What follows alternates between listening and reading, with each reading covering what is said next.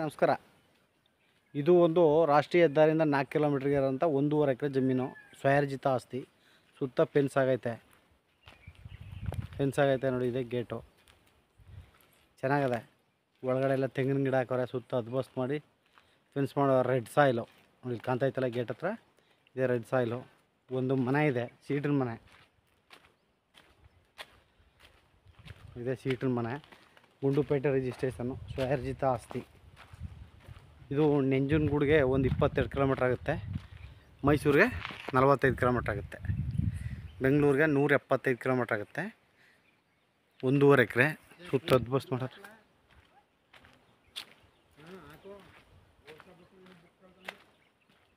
ನೋಡಿ ಚೆನ್ನಾಗಿದೆ ಸ್ನೇಹಿತರೆ. ಹಿಂದ್ಗಡೆ ತೆಂಗಿನ ಗಿಡ ಹಾಕೋರೆ. ನಾನು ಹಿಂದ್ಗಡೆಯಿಂದ ವಿಡಿಯೋ ಮಾಡ್ತಾ ಇರೋದು.